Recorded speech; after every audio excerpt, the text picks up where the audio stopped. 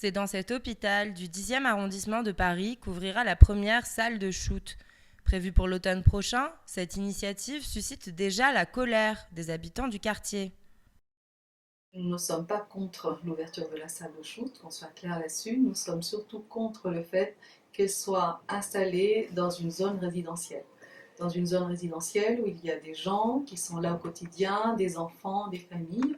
Pourquoi? Parce que l'arrivée des toxicomanes dans le quartier et surtout l'augmentation qui a été donc croissante ces dernières années a généré beaucoup de violences et notamment bon nombre d'agressions.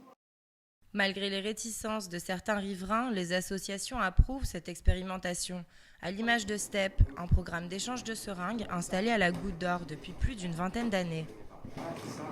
Je pense que c'est une bonne décision justement du gouvernement d'ouvrir cette salle parce que ça va permettre justement à ces gens qui sont en grande précarité, qui vont consommer des drogues, toujours à l'extérieur dans des conditions vraiment difficiles et pas hygiéniques du tout, et d'avoir un espace où ils vont être accompagnés dans sa consommation qui va éviter justement des problèmes d'infection de différentes maladies. Peut-être il y a une réticence par rapport à la stigmatisation, l'effet de savoir qu'il est là, il y a consommation de drogue, ça peut, ouais, pour certains, ça peut compliquer un peu la démarche d'y aller directement.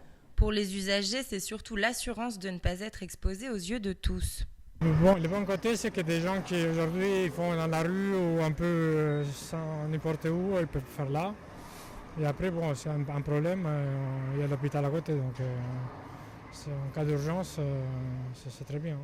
Au-delà de Paris, de nouvelles salles de shoot devraient voir le jour à Bordeaux, Marseille et Strasbourg.